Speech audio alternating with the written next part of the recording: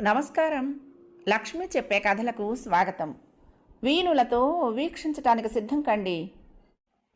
ప్రియ సఖులు, ఇప్పుడు మనం ప్రముఖ రచయిత్రి కీర్తిశేషులు శ్రీమతి ఉన్నవ విజయలక్ష్మి గారు రచించిన ఆచరణలో అభ్యుదయం ధారావాహిక నుండి 7వ భాగం వినేద్దామండి. మేనేజర్ పిలుస్తున్నాడు అంటూ రహీం రావటంతో చేతిలోని ఉత్తరాలు విసుగ్గా డ్రాయర్లో పడేసి లేచి వెళ్ళాడు మురళి. మేనేజర్ అడిగిన వాటికి అన్నిటికీ ఓపికగా సమాధానాలు చెప్పాడు. అతను తృప్తిగా తల ఊగిస్తూ అంతా విని ఇంక నువ్వు వెళ్ళొచ్చు అన్నట్టు చెప్పగానే యువతలకొచ్చి మళ్ళీ ఆత్రంగా ఉత్తరం తీశాడు. అది సగమైనా కాలేదు. అయ్యగారు పిలుస్తున్నారు సార్ అంటూ ఈసారి యాదగిరి వచ్చాడు. నా ప్రాణానికి ఒకడు చాలనట్లు 2 బంట్రోతులు తయారయ్యారు అన్నట్టు వాడి వంక చూసి మళ్ళీ ఉత్తరం లోపల పెట్టి లేచి వెళ్ళాడు. ఈసారి సప్లైలు స్టాక్ పొజిషన్ అంతా డిస్కస్ చేస్తూ ఓ గంట సేపు కూర్చోబెట్టాడు మేనేజర్.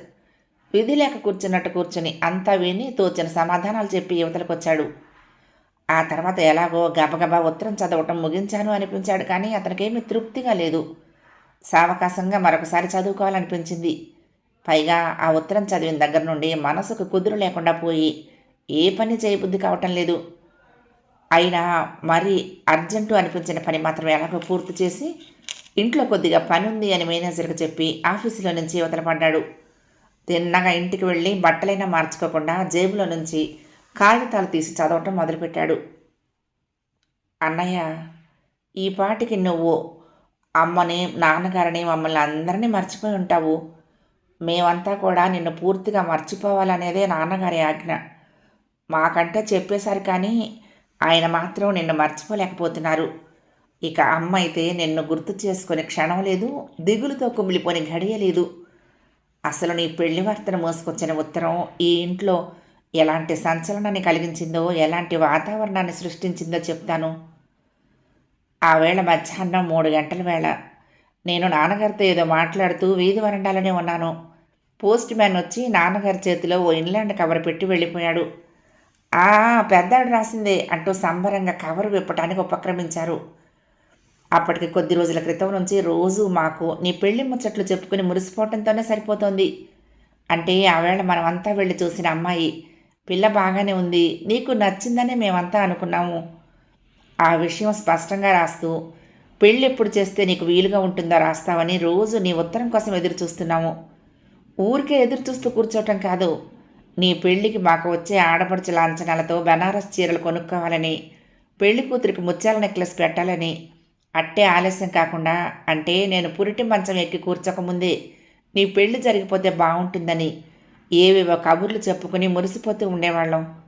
సరే నాన్నగారు ఏం చెప్తారో వినాలని ఆయన చెప్పకముందే ఆయన కుర్చీ వెనక నిలబడి ఆ ఉత్తరం గబగబా చదివేయాలని ఆత్రపడుతూ లేవబోయిన నేను నాన్నగారి మొహం చూసి బిత్తరపోయి అలాగే కూర్చుండిపోయాను. ఆయన్ని అంత రౌద్రమూర్తిగా నేను అదివరకు ఎప్పుడూ చూడలేదు. తన కళ్ళను తనే నమ్మలేకపోయినట్లు ఆ ఉత్తరం తనది అవునా కాదా అన్నట్టు ఒకసారి వెనక్కి ముందుకు తిప్పి మరోసారి చదువుకున్నారు. అంతే, పర్రును చింపేసి ఆ కాగితం మొక్కల అవతల పారేసి లేచి వెళ్ళి గదిలో పడుకున్నారు. భయంతో బిగుసుకుపోయి కూర్చుండిపోయిన నేను కొంచెం సేపటికి తెలివి తెచ్చుకుని మెల్లిగా వంటగదిలోకి వెళ్ళాను. అక్కడ అమ్మ కాఫీ చేస్తోంది. నేను అలా గుమ్మం దగ్గరే నిలబడి అమ్మకు జరిగిందంతా చెప్పాను. ఏమిటి, అన్నయ్య ఉత్తరం రాశాడా? దాన్ని నాన్నగారు చెప్పి పోగులు పెట్టారా? ఏమిటే నువ్వు చెప్పేది? ఏది ఆ కాగితం ముక్కలు ఇలా పట్రా అంది. ఆ ఆలోచన నాకు రానందుకు నన్ను నేనే తిట్టుకుంటూ గబగబా వాకిట్లోకి వెళ్ళాను. కసిగా నలిపి ఉండ చుట్టి పారేసిన కాగితం ముక్కలు అక్కడే ఉన్నాయి, ఇంకా గాలికి ఎగిరిపోకుండా. గబగబా వాటిని తీసుకుని అమ్మ దగ్గరికి వచ్చాను. వంటగదిలో ఓ పీట వాల్చి దాని మీద ఆ మొక్కలన్నింటినీ ఎలాగో ఒక క్రమంలో పేర్చగలిగాను. అది చదువుతూ ఉంటే అయ్యో అమ్మా అన్నయ్య అన్న మాటలు మాత్రం అప్రయత్నంగానే నా నోటి నుండి వెలువడ్డాయి. తర్వాత ఏం చెప్పాలన్నా ఎంత ప్రయత్నించినా నా నోట మాట రానట్లే అయింది. ఏమిటే అన్నయ్యకి ఏమైంది అంది అమ్మ కళ్ళమ్మట నీళ్లు పెట్టుకుంటూ. అన్నయ్యకి ఏమీ కాలేదమ్మా, భోగం వాళ్ళ అమ్మాయిని పెళ్లి చేసుకున్నాడు అన్నాను ఎలాగో గొంతు పెగల్చుకుని. అమ్మ కొయ్యబారిపోయినట్లు కూర్చుండిపోయింది ఒక్క క్షణం. ఆ తర్వాత ఏమిటే నువ్వు చెప్పేది? నేను నమ్మను, నా బిడ్డ అలాంటి పని చెయ్యడు అని ఒక్క ఉదుటిని లేచి వెళ్ళి దేవుడి మందిరం పక్కన అలమారులో పెట్టుకున్న కళ్ళజోడు పెట్టుకుని పీట దగ్గరికి వచ్చి ఆ ఉత్తరంలోకి సంశయంగా భయంగా చూసింది. అంత అర్థమైంది. అంతే, అలాగే అక్కడే గోడకు జార్లబడి కూలబడిపోయి కొంగు కళ్ళకడ్డం పెట్టుకుని ఎంతసేపు కుమిలిపోయిందో నేను చెప్పలేను. ఆవిడ పడుతున్న బాధను 2 కళ్ళతోటి చూస్తూ అలా నిలబడిపోయానే కానీ ఆవిడని ఎలా ఓదార్చాలో, ఏమని నచ్చ చెప్పాలో నాకు తెలియలేదు. చివరికి ఏం తోచిందో లేచి గబగబా నాన్నగారి గదిలోకి వెళ్ళింది. నేను వెంటే వెళ్ళి గుమ్మం దగ్గర నిలబడ్డాను. నాన్నగారు కళ్ళకు చేయడ్డం పెట్టుకుని ఓ పక్కకి ఒత్తిగిలి పడుకుని ఉన్నారు. ఏవండి, ఇది నిజమే అంటారా? నాకు నమ్మకం కలగటం లేదు. వాడంటే కిట్టని వాళ్ళెవరో లేనిపోని పుట్టించి రాసుంటారు అంది అమ్మ వెర్రి ఆశ ఏదో మనసులో పెనుగులాడుతూ ఉండగా. కిట్టని వాళ్ళ? ఇలాంటివి పుట్టించే విరోధులు ఎవరుంటారు? అయినా అయినా వాడి చేతిరాత నాకు తెలీదు. తను చేసిన ఘనకార్యాన్ని వాడు గొప్పగా తన చేతులతో స్వయంగా మనకి రాశాడే. ఇంకా మనకు అనుమానం ఎందుకు? ఇంకో మాట కూడా రాశాడు కదా, మనకు చెప్పకుండా తను చేసిన ఆ పనిని మనం క్షమించగలిగితే తను భార్య ఓసారి వస్తామని. రానక్కర్లేదని ఇవాళే రాసి పడేస్తాను. ఇంత అప్రతిష్ట పనిచేసి ఊళ్ళో మనం తలెత్తుకు తిరగలేకుండా చేసిందే కాకుండా దాన్ని ఊళ్ళోకి మన ఇంట్లోకి తీసుకొచ్చి మన బ్రతుకుల్ని ఇంకా నవ్వుల పాలు చేస్తాడులా ఉంది అన్నారు నాన్నగారు. ఆయన గొంతు ఎంత బెంకంగా పలికిందో అంత ఆర్ద్రంగా కూడా ఉంది. అవధులు లేని ఆగ్రహంతో ఆవేదనతో ఆయన అంతరంగం కొత్తలాడిపోతోందని ఎవరైనా గ్రహించుకుంటారు. ఇదంతా నేను చేసుకున్న కర్మ. కాకపోతే నా కడుపును పుట్టిన బిడ్డ ఇలా వంశానికి మచ్చ తెచ్చే పని చేస్తాడని ఏనాడైనా అనుకున్నావా అంది అమ్మ నుదురు కొట్టుకుంటూ. కర్మే మరి. తల్లిదండ్రులకి తలవంపులు తెచ్చే పని బిడ్డలు చేశారు అంటే అది పెద్దవాళ్ల దురదృష్టమే అన్నారు నాన్నగారు. ఇంతలో కుసుమ, శేషు స్కూల్ నుండి వచ్చారు. నేను వాళ్ళిద్దరిని ముందుగానే పెరట్లోకి తీసుకువెళ్ళి సంగతంతా వివరించి చెప్పాను. పెరటి వరండా మీద నేను, చెల్లాయి, తమ్ముడు బిక్కమొహాలు వేసుకుని కూర్చుండిపోయాము చీకటి పడేదాకా. ఆ రాత్రి ఇంట్లో వంట ప్రయత్నమే లేదు అంటే నువ్వు నమ్మలేవేమో. సరే, ఎలాగో తెల్లవారింది. నిత్యకృత్యాలన్నీ పేరుకు యథావిధిగానే జరుగుతున్నాయి. మేము పిల్లలం ఎలా ఉన్నా అమ్మ నాన్నగారు ఎంతగానో కృంగిపోయారు. వీధి మొహం చూడాలంటేనే వాళ్ళకు ప్రాణం చచ్చిపోతున్నట్టుగా ఉంది. ఇవాళ కాకపోతే 4 రోజులు పోయాకైనా నలుగురికి తెలియదా? వాళ్ళకేం చెప్తాము అని బాధపడిపోతున్నారు. అమ్మ నీ సంగతులన్నీ, నువ్వు చిన్నతనంలో చేసిన అల్లరి దగ్గర నుంచి ఏవేవో కబుర్లు చెప్తూ ఉంటుంది. అవి తలుచుకోవటం, బాధపడటం మామూలైపోయింది. ఒకసారి అంటే నువ్వు బియ్యలు చదువుతూ ఉండగా అనుకుంటా శర్మగారి అబ్బాయి సంగతి చెప్పిందట కదా అమ్మ నీకు. చదువుతున్న కాగితాల మీద నుండి దృష్టి మరలించి ఒకసారి దీర్ఘంగా నెట్టొచ్చాడు మురళి. అవును, ఆ సంఘటన అతనికి బాగా జ్ఞాపకం ఉంది. మురళి బియ్యలు చదువుతూ ఉండగా ఒకసారి సెలవులకు వచ్చినప్పుడు ఓ మధ్యాహ్నం అతను తల్లి భోజనం చేస్తున్నారు. తండ్రి ముందే భోజనం చేసి ఆఫీస్కి వెళ్ళిపోయాడు. ఆ కబురు ఈ కబురు చెప్పుకుంటూ భోంచేస్తూ ఉండగా రమణమ్మ గారు హఠాత్తుగా గుర్తొచ్చినట్లే అంది, శర్మగారి అబ్బాయి సంగతి చెప్పానురా నీకు అంటూ. లేదమ్మా, ఏమైంది అసలు అన్నాడు మురళి. ఇంకా ఏం కావాలి, ఆ అబ్బాయి తనతో చదువుకుంటున్న ఓ క్రిస్టియన్ అమ్మాయిని పెళ్లి చేసుకున్నట్ట అంది. నిజమా అమ్మా? అబద్ధమైతే బాగుండిపోనురా. ఆ తల్లిదండ్రుల ప్రాణాలు ఎలా కొట్టుకుపోతాయో, వాళ్ళు ఏమైపోతారో అన్న జ్ఞానం ఆ పిల్లాడికి కాస్తైనా ఉందంటావా? 25 ఏళ్ళు పెంచి పెద్దవాడిని చేసి ఉన్నదంతా ఊడ్చిపెట్టి వాడిని డాక్టరీ చదివించారే. ఇంటికి పెద్ద కొడుకు కష్టానికి సుఖానికి ఆదుకుంటాడు, మిగతా పిల్లల బాధ్యత అంతా చూసుకుంటాడు అని వాడి మీద ఎన్నో ఆశలు పెట్టుకున్నారు కదా. ఆ అబ్బాయి చేయాల్సిన పనేనా ఇది? ఏం చదువులో ఏం గోలో. పిల్లలు కళ్ళ ముందు నుంచి దూరం అయ్యారంటేనే భయం పట్టుకునేలా తయారైంది లోకం. అయ్యో, ఆ అవమానాన్ని దుఃఖాన్ని దిగమింగలేక ఊళ్ళో ఎవరికి మొహం చూపించలేక శర్మగారు భార్య మంచం పట్టారు అంది రమణమ్మ గారు. ఆ కష్టం ఏదో తమకే వచ్చినంత దిగులుగా. ఆ పెళ్ళేదో జరిగిపోయాక వీళ్ళెంత బాధపడిన లాభం లేదు కదమ్మా. అయినా ఇప్పుడు మాత్రం ఆ అబ్బాయి డబ్బు అది ఏమి ఇవ్వడని ఎందుకు అనుకోవాలి వీళ్ళు? భార్యాభర్తలిద్దరూ డాక్టర్లు, 4 చేతిలో సంపాదిస్తారు. హాయిగా తమ్ముళ్ళని చదివిస్తాడు, చెల్లెళ్లకు పెళ్ళిళ్ళు చేస్తాడు అన్నాడు. చాలేరా నిర్వాకం అంటూ కొడుకు మాటల్ని మధ్యలోనే తుంచేసింది ఆవిడ. వెధవ డబ్బు కోసమా ఇప్పుడు వీళ్ళ ఏడుపు అంతాను? కుటుంబం పరువు ప్రతిష్ట గంగలో కలిశాక ఇక వాడు ఎంత డబ్బు ఇస్తే మాత్రం అవి తిరిగి వస్తాయా? పెళ్లికి ఎదిగిన ఆడపిల్లలు 3 ఉన్నారు. అన్నగారు ఇలాంటి పని చేశాడని తెలిసాక అయిన కుటుంబాల వాళ్ళు ఎవరైనా పిల్లల్ని చేసుకుంటారా? డబ్బు లేకపోయినా ఒకప్పుడు ఎంతో పరువుగా గర్వంగా తలెత్తుకుని తిరిగిన కుటుంబం ఇప్పుడు వెలియబడినట్టు అయిపోయింది. తల్లిదండ్రుల్ని సుఖపెట్టాల్సింది పోయి వాళ్ళకి ఇలాంటి రంపపు కొత్త కలిగించే పిల్లలు పుట్టి ఏమి లాభం అంది. ఏదోలేమ్మా, 4 రోజులు నలుగురు కాస్త కొత్తగా చెప్పుకుంటారు, ఆ తర్వాత వాళ్లే మర్చిపోతారు. ఇంకా ఈ కాలంలో కూడా వెలిగిలి ఏంటమ్మా అంటూ తల్లి మాటలను తేలిగ్గా ఎగరగొట్టేశాడు మురళి మజ్జిగన్నం తింటూ. రామణమ్మ గారు అయోమయంగా కొడుకు మొహంలోకి చూస్తూ ఉంటే పకపక నవ్వేస్తూ కంచంలో చెయ్యి కడుక్కుని లేచి వెళ్ళిపోయాడు మురళి. అదంతా ఒక్కసారి కళ్లకు కట్టినట్టుగా అయ్యింది మురళికి. తల్లి ఆంతర్యం అభిమానం గుర్తొచ్చి అతని కళ్ళు చెమర్చాయి. మునివేళ్లతో కనుకొసలను అద్దేసుకుని మళ్ళీ ఉత్తరంలోకి దృష్టి మరలించాడు. అన్నయ్య, అమ్మ అదంతా చెప్పి వాడికి అప్పటినుంచే ఇలాంటి ఆలోచనలు ఉన్నాయేమో. నా బుర్ర అంత దూరం ఆలోచించలేదు. అయినా ఈ మాయదారి ప్లేడరీ చదువుకు ఆడపిల్లలు ఎవరూ ఎగబడలేదేమో మరి. సరే, నా గుండెల మీద కుంపటిలా కూర్చోవటానికి వాడితో కలిసి చదువుకున్న పిల్లే కావాలన్న మాటే ఉంది. వాడితో కలిసి ఉద్యోగం చేస్తున్నది దొరికింది. అసలు నా ప్రారంభం కాకపోతే నేనే వాడిని అంత దూరం ఉద్యోగానికి పంపించాను. నాన్నగారు చెప్పిన చదువు చదివించినా, నాన్నగారు చేయమన్న ఉద్యోగం చేసినా వాడు కళ్ళ ముందే ఉండేవాడు, ఈ ఘోరం జరక్కపోను అని బాధపడుతూ ఉంటుంది.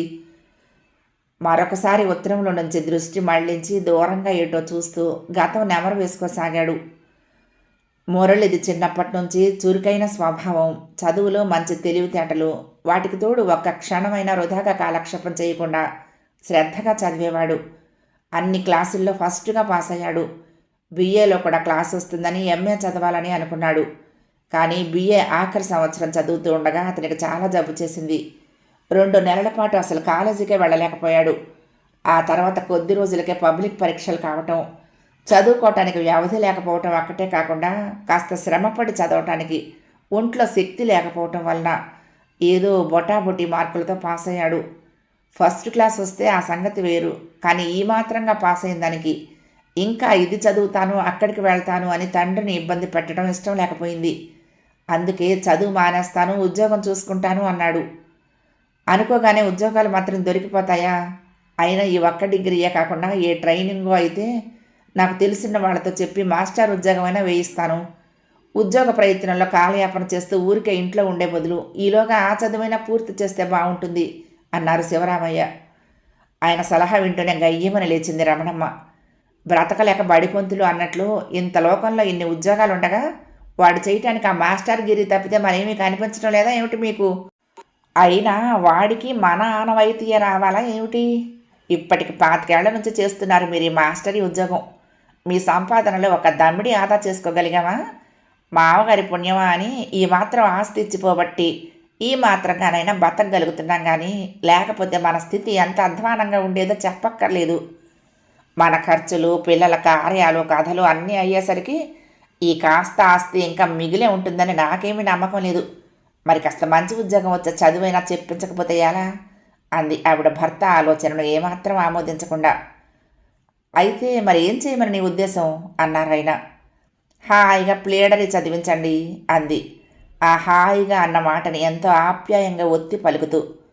ఆవిడ అంత పట్టుదలగా ఆ చదివే ఎందుకు కోరుకుందో శివరామయ్య గారికి, మురళికి కూడా అర్థమైపోయింది. రమణమ్మ గారి పెత్తల్లి కూతురు కమలాక్షి, మేనమామ కూతురు వర్ధని కూడా ఇంచుమించు ఆమె ఈడువాళ్లే. వాళ్ల ముగ్గురు పెళ్ళిళ్ళు కూడా కొద్ది నెలల తేడాతో 1 సంవత్సరంలోనే జరిగాయి. ఎవరి కాపురాలు వాళ్ళు చేసుకుంటూ ఆ తాపత్రయంలో పడిపోవటంతో ఇంకా తరచు కలుసుకోవటం కానీ ఉత్తర ప్రత్యుత్తరాలు జరుపుకోవటం కానీ జరగలేదు. ఆ మధ్య ఒక బంధువుల ఇంట పెళ్లిలో వాళ్ళు ముగ్గురు మళ్ళీ చాలా కాలం తర్వాత కలుసుకున్నారు. కమలాక్షి భర్త పెళ్లి నాటికే లా పాస్ అయ్యాడు. వెనక చెల్లి కానీ ఆస్తి లేదని గునుస్తూనే అప్పుడు ఆ సంబంధం చేశారు. కానీ ఇప్పుడు వాళ్ల పరిస్థితి లక్షల మీద ఉంది. ప్లేడర్గా 2 చేతులు ఆర్జిస్తూ మేడలు, పొలాలు అన్నీ కొన్నాడు అతను. ఇక వర్ధనమ్మ భర్త కూడా ప్లేడర్ అయ్యే చదివాడు. అయినా అతనికి ప్రాక్టీస్ చేయటం ఇష్టం లేక ఓ కంపెనీలో చేరాడు. ఇప్పుడు దానికి ఓ బ్రాంచ్కి మేనేజరుట. నెలకి 3000 జీతం, ఉండటానికి పెద్ద బంగళా, తిరగటానికి విమానం లాంటి కారు అన్నీ ఉన్నాయి. కమలాక్షి, వర్ధనమ్మల ఒంటి మీద ఉన్న నగలు, ఆ పెళ్లిలో వాళ్ళు కట్టిన పట్టు చీరలు అన్నీ చూస్తూ ఉంటే రమణమ్మ కళ్ళు చెదిరిపోయాయి.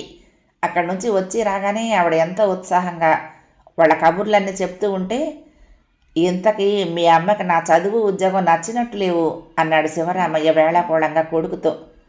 నేనేం అలా అనలేదు అని మొహం ముడుచుకుంది రమణమ్మ. ఇప్పుడు అవకాశం వచ్చింది కాబట్టి ఆవిడ తన ఇష్టాన్ని నిస్సంకోచంగా బయటపెట్టడానికి జంకలేదు. వాళ్ళిద్దరూ చదివిన చదువు చదివి తన కొడుకు కూడా వాళ్ళలా ఆర్జించుకోవాలని ఆవిడ కోరిక. సరే నువ్వేమంటావు అన్నట్టు చూశాడు శివరామయ్య కొడుకు వంక. నిజం చెప్పాలంటే మురళికి కూడా టీచర్గా వెళ్ళడం ఇష్టం లేదు. స్కూల్లో ఉన్నంతసేపు గొంతు చించుకొని పాఠాలు చెప్పాలి, ఇంట్లో ఉన్నంతసేపు కళ్ళు పీకిపోయేలా కాంపోజిషన్ పుస్తకాలు దిద్దాలి అనుకుంటూ ఉండేవాడు. అయినా ఏదో తన మట్టుకు తను చదివి మంచి మార్కులతో పాస్ అవ్వగలడే కానీ తనకు తెలిసింది ఇంకొకరికి అర్థమయ్యేలా చెప్పడం చేత కాదు. ఎప్పుడైనా చిన్న చెల్లి కుసుమ, తమ్ముడు శేషు ఏమైనా చెప్పమని అడిగితే మొదటిసారి శాంతంగానే గబగబా చెప్పేసేవాడు. అది అర్థం కాక వాళ్ళు బిక్కమొహం వేస్తే రెండోసారి కాస్త చిరాగ్గా మళ్ళీ అదే విధంగా చెప్పేవాడు. అతని ధోరణి వాళ్ళకి అర్థమయ్యేది కాదు. ఇక దాంతో ఒళ్ళు తెలియని కోపము చిరాకు వచ్చి, మడ్డి మొహాలు, మీ బుర్రకేది ఓ పట్టానెక్కదు, మీకు చెప్పడం నా తరం కాదు, నాన్నగారి దగ్గరికి పోండి అంటూ వాళ్ళ మీద పడి చావగొట్టినంత హంగామా చేసేవాడు. అలాంటిది తన మాస్టర్ అయి 40 మంది పిల్లలున్న క్లాసులో నిలబడి అందరికీ అర్థమయ్యేలా చదువు చెప్పడమే అమ్మ బాబోయ్ నా వల్ల కాదు అనుకున్నాడు. బిఎల్కే వెళ్తాను అన్నాడు తండ్రితో. ఎంఏలో సీటు ఎలాగో దొరకదనిపించి సరే అన్నారాయన. ఆ చదువు పూర్తయింది. ఓ దిట్టమైన ప్లేడర్ని చూసుకుని అతని దగ్గర జూనియర్గా చేరదామని అతను అనుకుంటూ ఉండగానే పేపర్లో ఓ కంపెనీ తాలూకు ప్రకటన పడింది. మురళి ఆ ఉద్యోగానికి అప్లై చేశాడు. 2 వారాలు గడిచేసరికి ఇంటర్వ్యూకి కార్డు వచ్చింది. హైదరాబాద్ వెళ్ళొచ్చాడు. అంతే, మళ్ళీ 2 వారాలు తిరిగేసరికి అపాయింట్మెంట్ ఆర్డర్ చేతికొచ్చింది. అతని ఉద్యోగం హైదరాబాద్ బ్రాంచ్లోనే. అది అతని తల్లి అస్తమానం తలుచుకునే సందర్భం. అదంతా ఓసారి గుర్తు చేసుకుని మళ్ళీ ఉత్తరంలోకి చూపులు మళ్లించాడు కణతలు ఒత్తుకుంటూ. అన్నయ్య, ఉద్యోగాల కోసం ఎంతెంత మంది ఎంతెంత దూరాలకు వెళ్ళిపోవటం లేదు. అందరూ అలాగే చేస్తున్నారా? అయినా తన కళ్ళ ముందు ఉంటే తన కొడుకు తనకు కాకుండా పోయేవాడు కాదని అమ్మ బాధపడుతుంది. నిన్ను కని 25 ఏళ్ళు పెంచి పెద్ద చేసిన తల్లిదండ్రుల కన్నా నిన్న మొన్న పరిచయమైన కళ్యాణి ఎక్కువైపోయిందా? వాడికి తన ముందు మేమెవరం కనిపించకుండా పోయావా అనుకుంటూ అమ్మ ఒకటే ఇదైపోతోంది. సరే, నాన్నగారి సంగతి నీకు తెలిసిందే కదా. అవసరం మేరకు 1-2 మాటలు మాట్లాడటమే కానీ తీరుబడిగా ఇంట్లో వాళ్ళతో కబుర్లు వేసుకొని కూర్చోవటం ఆయనకి ఎప్పుడూ అలవాటు లేదు. అసలే మితభాషి అయినా ఆయన ఇప్పుడు పూర్తిగా మాట పలుకు త్యజించిన వాడిలా మౌనంగా కాలం గడిపిస్తూ ఉంటే అసలు నాన్నగారిని పలకరించడానికి కూడా మాకెవరికి ధైర్యం చాలటం లేదు. అన్నట్లు అన్నయ్య, నీకు తెలియదు కదూ, నీకు మేనల్లుడు పుట్టాడు. 3 ఏళ్ల క్రితం పాప పుట్టినప్పుడు నువ్వు ఎన్ని బహుమతులు పంపించావో, ఎంత హడావుడి చేశావో నాకు ఇప్పటికీ గుర్తుంది. కానీ ఇప్పుడు బాబు పుట్టే వేళకి మనం ఎవరికి ఎవరు అన్నట్లయిపోయాము. నాకు మగపిల్లవాడు పుడితే ఎంతగానో వేడుకలు చేయాలని ఇటు అమ్మ వాళ్ళు అటు మా అత్తగారు వాళ్ళు తెగ మురిసిపోయారు. తీరా వాడు పుట్టే వేళకి మాత్రం మనసులో ఉత్సాహం సరదా అనేది లేకుండా పోయింది. సరే, విధి లేక అన్నట్టు మొన్ననే 3వ నెల రాగానే బాలసార జరిపించారు. అప్పుడు వచ్చిన మీ బావ, మా అత్తగారు, మామగారు, అమ్మ వాళ్లను ఎన్నెన్ని సూటిపోటి మాటలు అన్నారో. వాళ్లకు నీ మీద ఎంత దురభిప్రాయం ఉందో నువ్వు ఊహించలేవు. అదంతా ఇప్పుడు ఎందుకులే. వారం రోజుల్లో నేను పిల్లలు మా ఊరు వెళ్ళిపోతున్నాము. నువ్వు ఉంటే కాస్త సందడిగా ఉంది, ఇక ఇల్లు మరీ బావురమంటూ ఉంటుంది అని కుసుమ, శేషు ఒకటే దిగులు పడిపోతున్నారు. అయితే మాత్రం నేను ఎన్నాళ్ళు ఉండగలను? ఉండి చేయగలిగేది మాత్రమే ఉంది. ఎప్పటికైనా అమ్మ నాన్నగారు మళ్ళీ మామూలు మనుషులు అవుతారా? ఈ ఇల్లు మునుపటిలా కళకళలాడుతూ ఉంటుందా అనిపిస్తుంది నాకు. ఈ వయసులో అమ్మ వాళ్ళు మనశ్శాంతికి దూరమై నలుగురి నోళ్లల్లోనూ పడేలా నువ్వెందుకు చేశావు అని తలుచుకుంటున్నప్పుడల్లా మా మనసులు గిలగిల్లాడిపోతాయి. నువ్వు మా అందరిలోకి పెద్దవాడివి. నువ్వు చేసిన పనిలోని తప్పు ఒప్పుని గురించి ఇంతకన్నా విమర్శించేటంత శక్తి నాకు లేదు. ఏమిటో అన్నయ్య, మనసు ఉండబట్టలేక ఈ ఉత్తరం రాశాను. వైదేహి. కాఫీ కలిపి పట్టుకొచ్చిన కళ్యాణి చేతిలో కాగితాలు పట్టుకుని ఏటో చూస్తూ కూర్చున్న మురళిని చూసి తెలబోయింది. అడగకూడదనుకుంటూనే ఎక్కడి నుంచి ఉత్తరం అంది. మాట్లాడకుండా కాగితాలు ఆమె చేతిలో పెట్టాడు. అదంతా గబగబా చదువుకుని, నిజమే మరి, వాళ్ళు బాధపడటంలోనూ కోపగించుకోవటంలోనూ వెంతేమీ లేదు. నాకు ఒకటి అనిపిస్తుంది అంటూ ఆగిపోయింది, చెప్పనా మాననా అని సంశయిస్తున్నట్టు. ఏమిటది అన్నాడు. వాళ్ళు పెద్దవాళ్ళు, కోపంలో 2 మాటలన్నా మనమేమీ బాధపడకూడదు. ఒక్కసారి వెళ్ళి వాళ్ళ కంటికి కనిపించొస్తే బావుంటుంది. ఇద్దరం కాకపోతే మీరొక్కరైనా వెళ్ళిరండి అంది నచ్చచెప్తున్న ధోరణిలో. లాభం లేదు కళ్యాణి, మా నాన్నగారి సంగతి నీకు తెలియదు. ఆయనకు సాధారణంగా కోపం రానే రాదు. వచ్చిందంటే మాత్రం వజ్రం కంటే కఠినంగా మారిపోతుంది ఆయన మనసు. ఆయన కోపం చల్లారేదాకా నేను వెళ్ళినా ఏమీ ప్రయోజనం ఉండదు. అసలు ఆ కోపం తగ్గటం, వాళ్ళు నన్ను మళ్ళీ ఆదరించటం అనేది ఈ జన్మలో జరుగుతుందో లేదో నాకు అనుమానమే. కళ్ళ మీద చెయ్యానించుకుని కూర్చొని తనలో తను అనుకుంటున్నట్లుగాను, కళ్యాణికి చెప్తున్నట్లుగాను అతను అంటూ ఉంటే అపరాధిలా తలవాల్చుకుని ఒక క్షణం నిలబడి ఆ తర్వాత లోపలికి వెళ్ళిపోయింది. రాత్రి భోజనం వేళ కూడా ఎలాగో ఉన్న భర్తతో మరొకసారి ఏదో చెప్పబోయింది. కానీ ఆమె చెప్పబోయేది ఊహించిన మురళియే ముందుగా అన్నాడు. నేను చేసిన పనిలో తప్పేమీ లేదని నేను మనస్ఫూర్తిగా నమ్మినప్పుడు ఇంకొకరి ముందు వాళ్ళు ఎంత దగ్గరవారైనా సరే తల వంచాల్సిన అవసరం, బ్రతిమాలుకోవలసిన అక్కర నాకేమీ లేదు. పెద్దవాళ్ళు వాళ్ళకే అంత పట్టుదల ఉన్నప్పుడు నాకు మాత్రం పౌరుషం ఉండదా అన్నాడు. కళ్యాణి మరి మాట్లాడలేదు. ఆ రాత్రి ఎలాగో గడిచి తెల్లవారింది. మురళి బెంకం నిశ్చయం సడలిపోయింది. ఈ ఒక్క అవకాశం చూస్తాను అనుకుని కార్డు కలము తీసుకున్నాడు. వైదేహి ఉత్తరం అందినట్లు రాస్తే అది మళ్ళీ ఏ రాద్ధాంతాలకు దారిస్తుందోనని తనంతట తానే రాస్తున్నట్లు 4 వాక్యాలు రాసి పోస్టు చేశాడు. కాస్త తీరిక దొరికి సందర్భం వచ్చినప్పుడల్లా తన చిన్ననాటి కబుర్లు చెప్పడం మురళికి ఒక సరదా. అందులోనే అతనికి ఏదో తృప్తి, ఆనందం లభిస్తుండేది. ఎంతో ఆసక్తిగా వింటుంది కళ్యాణి ఆ కబుర్లన్నింటినీ. మురళి చెప్తుంటే విని అర్థం చేసుకుని ఆ కుటుంబంలోని వ్యక్తులు ఒకరి పట్ల ఒకరు చూపించుకునే ఆదరణ, ఆత్మీయత తలుచుకుంటూ ఉంటే కళ్యాణి కళ్ళు ఆనందాతిరేకంతో చెమ్మగిల్లుతాయి. మొన్నటిదాకా మురళి వాళ్ళందరి అభిమానాన్ని పంచుకుని వాళ్లల్లో ఒకడిగా బ్రతికాడు. కానీ ఇవాళ వాళ్ళంతా అతన్ని ఎవరో పరాయివాడుగా, తమతో ఏమీ సంబంధం లేనివాడిగా చూస్తున్నారు. అయినా మురళి అదేమీ లెక్క చేయటం లేదు. తన ఒక్కదానికోసం వాళ్ళందరినీ వదులుకున్నాడు. ఆ భావంతో ఆమె మనసు ఎలాగో అయిపోయేది. మళ్ళీ అంతలోనే అనిపించేది, వాళ్ళు అందరూ పంచివ్వగలిగే ప్రేమను వారు నా ఒక్కదాని వల్ల పొంది ఆ లోటును మర్చిపోవాలి. అందుకే నేను ప్రయత్నిస్తాను. కానీ నా కోరిక ఒక్కటే, వాళ్ళు మమ్మల్ని ఆదరించి దగ్గర చేర్చుకోవాలి. నన్ను ఆ ఇంటి కోడలిగా అభిమానించాలి. ఎంతకాలం గడిచినా సరే నేను నిరాశ చెందకుండా ఆ రోజు కోసం నిరీక్షిస్తుంటాను అనుకునేది. ఓ రాత్రి భోజనాల సమయంలో మురళికి తన చిన్ననాటి స్నేహితుడు మోహన్ జ్ఞాపకం వచ్చాడు. మా మోహన్ అంటూ ఏదో చెప్పబోయి మళ్ళీ గొంతు ఎవరో నొక్కేసినట్లే ఆగిపోయాడు. సాంబార్లో ఉల్లిపాయలు గెరిటితో వెతికి తీసి భర్తకు వడ్డించే పనిలో మునిగిపోయి ఉన్న కళ్యాణి అది గమనించలేదు. కానీ కాసేపటి తర్వాత అతని మొహం వంక చూస్తూ అలా ఉన్నారేం అని అడిగింది. ఎలా ఉన్నాను, బాగానే ఉన్నాను అని నవ్వేసి భోజనం ముగించి చెయ్యి కడుక్కొని వెళ్ళిపోయాడే. కానీ అతని ఆలోచనల చుట్టూ మోహన్ తిరుగుతూనే ఉన్నాడు.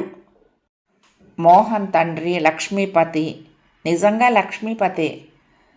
కానీ ఒక సానిదాని మోజులో పడి ఆమెను తీసుకొచ్చి ఊళ్ళో పెట్టి ఆమె కోసం ఒక పెద్ద మేడ కట్టించి ఇంట్లో వాళ్ళని పట్టించుకోవటం మానేశాడు.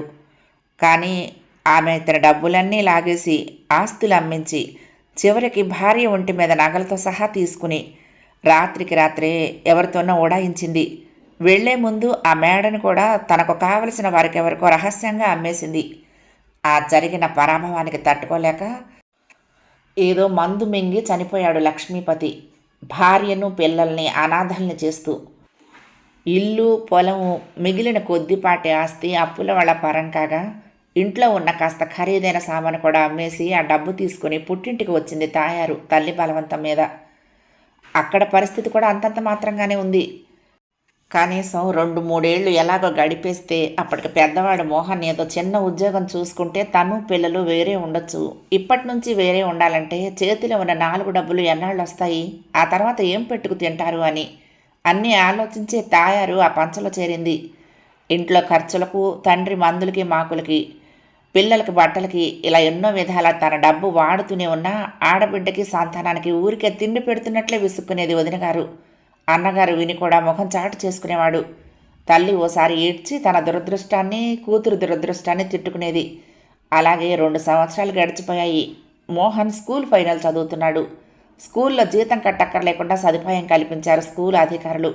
కానీ ఆ సంవత్సరం పబ్లిక్ పరీక్షకు ఫీజు కట్టాలి. తాయారు దగ్గర ఉన్న డబ్బు కాస్త అంతకు ముందే అయిపోయింది. తన దగ్గర డబ్బు లేదని, ఇప్పటికి తెలిసిన వాళ్ళందరి దగ్గర అప్పు తీసుకున్నానని, ఇక తనకి ఊళ్ళో అప్పు పుట్టదని విసుక్కున్నాడు మేనమామ. అంత డబ్బు లేని వాళ్ళు పై చదువులకు ఎగబట్టం ఎందుకు?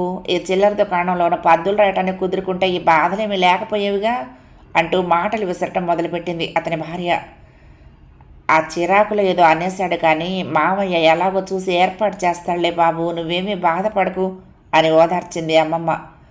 మోహన్కి భోరుని ఏడవాలనిపించింది కానీ ఇంట్లో అందరి ముందు ఏడవాలంటే పౌరుషం వచ్చి కళ్ళల్లోకి ఊబికి వస్తున్న కన్నీళ్లు ఎవరికంటా పడకుండా తుడిచేసుకుని గబగబా బయటికి వెళ్ళిపోయాడు. అలా నడిచి నడిచి కాలువ గట్టున రావు చెట్టు కిందకు వెళ్ళి కూర్చున్నాడు. 2 చేతులు కాళ్ల చుట్టూ పెన వేసుకుని మోకాళ్ల మీద మొహమానించుకుని కూర్చున్న మోహన్ భుజం మీద ఎవరిదో చెయ్యి పడినట్లు త్రుళ్ళిపడి తలెత్తి చూశాడు. పక్కనే చిరునవ్వుతో మురళి. మోహన్ మొహం చూడగానే అతని పెదవుల మీద చిరునవ్వు ఎగిరిపోయింది. ఏమైంది అన్నాడు ఆదుర్దాగా. అప్పటికి కానీ మోహన్కి గుర్తు రాలేదు తన చెంపల నిండా కన్నీటి చారికలున్నాయని. అబ్బే ఏం లేదు అని తడబడుతూ చేత్తో బొగ్గలు తుడుచుకుంటూనే మళ్ళీ తల వాల్చుకుని వెక్కి వెక్కి ఏడ్చేశాడు. ఏం జరిగింది మోహన్, నాకు చెప్పవు? పక్కనే కూర్చుని వెన్ను మీద చెయ్యి వేసి అనునయంగా అడిగాడు మురళి. మోహన్ తలెత్తి చూశాడు. అతనికి క్లాసులో ఎవరితోనూ పెద్దగా స్నేహం లేదు. అందరితోనూ మామూలు పరిచయం. ముభావంగా అవసరం మేరకు మాట్లాడటం తప్ప ఎవరితోనూ అధిక ప్రసంగాలు, అనవసరపు జోక్యాలు అతను కల్పించుకోడు. కానీ క్లాసులో అందరికీ మాత్రం అతనంటే మంచి అభిప్రాయం ఉంది. ఇప్పుడు తనేమీ చెప్పకపోతే మురళి మరి బలవంతం చెయ్యడు. కానీ చెప్పాలి అని అనుకోకుండానే మోహన్ తన చరిత్ర యావత్తూ చెప్పేశాడు. అంతా చెప్పడం అయ్యాక స్నేహితుడి మొహంలోకి చూడటానికి సిగ్గుపడుతున్న వాడిలా తల మరో పక్కకు తిప్పేసుకుంటూ ఉంటే మురళికి అర్థమైంది అతను అంతా చెప్పినందుకు పశ్చాత్తాపడుతున్నాడని. అయినా అదేమి గమనించిన వాడిలా ఎల్లుండి దాకా టైం ఉందిగా, రేపు నేను తెచ్చిస్తాను అన్నాడు. నువ్విస్తావా అన్నాడు మోహన్ తెల్లబోతూ. మోహన్ మళ్ళీ ఏదో అనబోతూ ఉంటే చటుక్కున అడ్డొచ్చి, అవును, ఇక నువ్వు ఆ విషయం గురించి ఆలోచించకు అన్నాడు మురళి. ఒకసారి దీర్ఘంగా నిట్టూర్చి మురళి కళ్ళలోకి కృతజ్ఞతాపూర్వకంగా చూస్తూ, నీ మేలు నేను జన్మలో మర్చిపోలేను మురళి. చూడు, ఈ భోగం వాళ్ళు ఎన్ని సంసారాలను ఇలా నాశనం చేస్తారో కదా అనిపిస్తుంది నాకు. శ్రీమంతులుగా పుట్టిన మేము ఇవాళ ఇంత దారిద్ర్యం అనుభవించడానికి కారణం వాళ్లే కదా అన్నాడు. అవును అన్నట్లు తాలాడించాడు మురళి. ఇద్దరూ లేచి ఇంటి ముఖం పట్టారు. ఆ తర్వాత పరీక్ష పాస్ అయి ఉద్యోగం చేసుకున్నాక మొదటి జీతంలోనే ఆ అప్పు తీర్చేశాడు మోహన్. కానీ మురళి చేసిన సహాయం మాత్రం ఈనాటి దాకా మర్చిపోలేదు. ఆ వేళ మా నాన్నగారి దుర్వ్యసనాల గురించి, ఆ కుటుంబపు అగచాట్ల గురించి మరొకరి ముందు అలా చెప్పేశానే అని మొదట సిగ్గుపడ్డాను. కానీ నీకు చెప్పకపోయి ఉంటే అసలు నా చదివే పూర్తయ్యేది కాదేమో అన్నాడు 1-2 సార్లు. అదేం మాటలే, మీ మామయ్య ఏమైనా చూసేవాడేమో, పోనీలే అదంతా ఇప్పుడెందుకు అని సర్దేసేవాడు మురళి.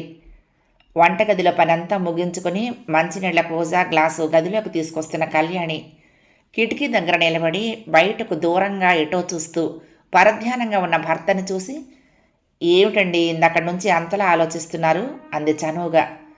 ఆహా ఏం లేదు అన్నాడు అక్కడి నుండి కదిలి రాకుండానే. అంటీ ముట్టనట్లున్న అతని ప్రవర్తనతో మనసు చివుక్కుమన్నా ఒకవేళ వాళ్ళు గుర్తొచ్చారేమో అనుకుని మరేమీ అడగకుండా వెళ్ళి పడుకుంది కళ్యాణి. మురళి ఆలోచనలు ఈసారి మోహన్ను వదిలి కళ్యాణి చుట్టూ పరిభ్రమించడం మొదలుపెట్టాయి.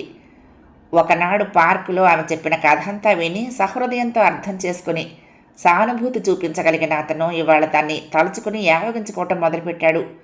ముఖ్యంగా గంగరాజును గురించి కళ్యాణి చెప్పింది గుర్తు చేసుకుంటూ ఉంటే మనసంతా చేదుగా అయిపోయింది. శరీరం అంతా భగభగ మంటలు పుడుతున్నట్లుంది. మరి అలా నిలబడలేనట్లు వెళ్ళి పడుకున్నాడు.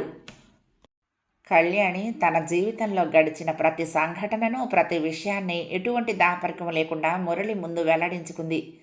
అంతా విని మురళి ఒక నిర్ణయానికి రావాలన్నది ఆమె కోరిక. ఆవేళ ఆ కథ వింటూ నిర్వికారంగా ఉండిపోయిన మురళి మనసులో ఇవాళ లోతుగా దిగిపోయిన తుమ్మముళ్ళు ఉండి ఉండి ఖరేలు అనిపిస్తున్నట్టుగా ఉంది. కళ్యాణి వాళ్ళ ఊళ్ళో గంగరాజు పుష్కలంగా డబ్బు, ఊళ్ళో పెద్ద పలుకుబడి గల వ్యక్తి. ఓసారి అతను భార్య పిల్లలతో సినిమా చూడటానికి వెళ్ళినప్పుడు కళ్యాణి వాళ్ళు కూడా వెళ్ళటం జరిగింది. ఆమెను చూసి మరుక్షణంలోనే అతనికి మతిపోయినంత పని అయింది. సినిమా చూడటం కూడా మానేసి అదే పనిగా రెప్పైనా వాల్చకుండా ఆమెనే చూస్తూ కూర్చున్న అతను కాసేపటికి ఆ అమ్మాయి తను అందుకోలేని చందమామ కాదని, డబ్బుకు శరీరం అమ్ముకుని బ్రతికే వంశంలో పుట్టిన పడుచు అని అర్థమైంది వాళ్లతో వచ్చిన రాఘవుల్ని చూశాక. ఇంకా మర్నాటి నుంచే అతను రాఘవుల ద్వారా రాయబారాలు పంపాడు. కళ్యాణి ఊ అంటే కనకవర్షం కురిపిస్తానని, ఆమె కోసం ప్రత్యేకంగా ఒక మేడ కట్టించి ఇస్తానని, తాళి కట్టిన భార్య కంటే ఎక్కువగా చూసుకుంటానని గంగరాజు మాటలన్నింటినీ అప్పగిస్తున్న మేనమావ వంక రక్తపు జీరలు పేరుకొని ఎర్రబడిన కళ్ళతో చూస్తూ కటువుగా అంది కళ్యాణి. ఇంకెప్పుడు ఇలాంటి రాయబారాలు తీసుకురాకు, నాకు వినటానికే అసహ్యం. ఇవాళ మొదటిసారిగా ఇలాంటి ప్రస్తావన తీసుకొచ్చావు కనుక ఊరుకున్నాను, కానీ లేకపోతేనా అంది కోపంగా. లేకపోతే ఏం చేస్తావే? వాడిదో తప్పు మాట అన్నట్లు అలా విరుచుకుపడతావేమిటి? నిన్ను అందలం ఎక్కిస్తానన్నాడే కానీ బురదలో పడి దొరలమనలేదుగా. ఆ మహారాజు అడిగిన దానికి అంటే హాయిగా మహారాణిలా బతకొచ్చు. కోరిన నగ, కోరిన బట్ట, అడిగినంత డబ్బు, ఎంత భోగం అనుభవించవచ్చని. నీతో పాటు మేమంతా కూడా మరింత దర్జాగా బతుకుతాము. అమ్మమ్మ నయాన భయాన నచ్చ చెప్తున్న కొద్దీ కళ్యాణిలో కోపం దుఃఖం కట్టలు తెంచుకున్నాయి. మేనమామను గంగరాజును కలిపి కసితీర తిట్టి గదిలోకి వెళ్ళి ఏడుస్తూ పడుకుంది. రాఘవులు చెప్పింది విన్నాక కూడా గంగరాజు నిరాశపడలేదు. ఆ సంగతి ఏదో తనే స్వయంగా మాట్లాడి తేల్చుకోవాలనుకున్నాడు. గంగరాజు అంతటివాడు తన గడపలో కాలు పెట్టడం చూసి వనజాక్షి మహదానంద పడిపోయింది. అయితే ఆయన వచ్చిన కారణం తెలుసు కనుక హాల్లో కూర్చోబెట్టి ఆయన మర్యాదకు ఏ లోటు రాకుండా మాట్లాడుతూనే ఓసారి లోపలికి వెళ్ళి కాస్త మంచి చీర కట్టుకుని వచ్చి ఓసారి ఆయనకు కనిపించి వెళ్ళమని, మిగతా అన్ని విషయాలు తాము మాట్లాడుకుంటామని కళ్యాణితో సంబరంగా చెప్పింది. మీరంతా నన్ను ఈ విధంగా నిర్బంధించట్లయితే ఈ క్షణంలోనే నేను ఊరిపోసుకు చచ్చిపోతాను. ఆ గంగరాజు నా శవాన్ని తప్ప నన్ను ప్రాణాలతో చూడలేదు అంది కళ్యాణి. ఆ క్షణంలో ఆమె రూపు చూసిన అందరికీ ఏదో బెదురు పట్టుకున్నట్లయింది. ఆ వేళటకేదో చెప్పి గంగరాజును పంపించేశారు. ఇంకా మళ్ళీ అలాంటి అనుభవం జరగకుండా ఆ మర్నాడే కళ్యాణి ఇల్లు విడిచి వచ్చేసింది. ఆ వేళ కథ వింటూ నిర్వికారంగా ఉండిపోయిన మురళి మనసులో ఇప్పుడు ఏదో బాధ. తను చూడని ఆ గంగరాజు రూపానికి మనసులోనే ఓ రూపకల్పన చేసుకోవడానికి ప్రయత్నించసాగాడు. నల్లగా వికృతంగా ఉండే ముఖం, దుబ్బు మీసాలు, కాంక్షగా కళ్యాణిని చూస్తున్న ఎర్రటి కళ్ళు. మురళి ఊపిరి సలపక ఉక్కిరి బిక్కిరైపోతున్నట్లుగా ఉడుకుష్ణంగా అటు నుంచి ఇటు ఒత్తిగిల్లాడు. ఏమిటిది? ఇవాళ నాకేమైంది? నా మనసెందుకు ఈ ధోరణిలో ఆలోచిస్తోంది? ఈ ఆలోచనల పర్యవసానం ఏమిటి? నా అంతరంగపు అట్టడుగు పొరల్లో ఎక్కడో ఏమోలో కళ్యాణి మీద శంఖలాంటిది ఊపిరి పోసుకుంటోందా? తను యథార్థం మరుగుపరిచి ఉంటుందని, ఆనాడు వచ్చిన గంగరాజు వచ్చినట్లే తిరిగి వెళ్ళి ఉండడని నాలో ఏమైనా అనుమానం పొడసూపుతోందా? తన ఆలోచనలకు తనే తట్టుకోలేనట్లు అతని గుండెలు వెలువెల్లాడిపోయాయి. ఆ గంగరాజు భాగ్యవంతుడై బ్లాక్ మార్కెట్తో సంపాదించిన డబ్బే 10 లక్షలకు పైగా ఉందని ఊరంతా ప్రతీతి. అతన్ని ఒక్కడిని నమ్ముకుని అతను అడిగిన దానికి అవునంటే అతనికి నా మీద మోజు తీరే లోపునే నా ఇల్లు బంగారంతో నింపుకోవచ్చు. మరి ఎవరి ప్రాపకం కోసం ప్రాకులాడకుండానే జీవితం అంతా సుఖంగా గడిపేయచ్చు. నా వల్ల నా వాళ్ళందరూ కూడా డబ్బులో మునిగి తేలుతారు. కానీ నా మనసు చూపు వాసి కూడా అటువైపు మొగ్గలేదు. అందచందాలు, భోగభాగ్యాలు, చదువులు, డిగ్రీలు ఏమీ లేని మనిషి అయినా సరే వారు మా వారు, నా భర్త, ఇదే నా సంసారం, వీళ్ళు మా బిడ్డలు అని సంతోషంగా నిస్సంకోచంగా చెప్పుకోగలగాలనేదే నా కోరిక.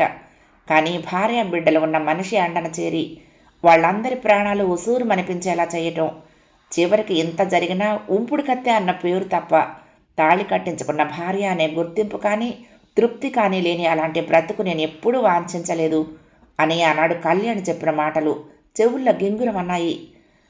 ఒక సంసారం కూలదోసి ఒక ఇల్లు గుల్ల చేయాలనే నీచ బుద్ధి లేదు కళ్యాణిలో. ముందు ముందు తమ మధ్య ఎలాంటి అపోహలకు తావు ఉండకూడదనే ఉద్దేశంతోనే ఆమె తన జీవితంలోని ప్రతి సంఘటన, ప్రతి మలుపు యథాతథంగా చెప్పుకుంది. ఆవేళ అది అంతా సత్యమేనని నమ్మిన నేను ఇవాళ వాటికి మరేమో అర్థాలు వెతకటం వివేకం అనిపించుకోదు అని మనసుకు నచ్చ చెప్పుకోవటం ప్రారంభించాడు మురళి. అయినా అతని మనసంతా కలతబారినట్లే అయ్యింది. బలవంతాన నిద్ర పట్టించుకోవాలని కళ్ళు మూసుకున్నా నిద్ర రాలేదు. కానీ మరొక దృశ్యం మనసులో మెదిలింది. 7వ భాగం సమాప్తం. ప్రియ సఖులు, ఈ కథ మీకు నచ్చితే తప్పకుండా లైక్ చేయండి, షేర్ చేయండి, కామెంట్ చేయండి, సబ్స్క్రైబ్ చేసుకుని నన్ను ఎంకరేజ్ చేయండి. ఉంటానండి. ప్రేమతో లక్ష్మి. కృష్ణా తీరం దుర్గమ్మ సన్నిధానం. నమస్తే.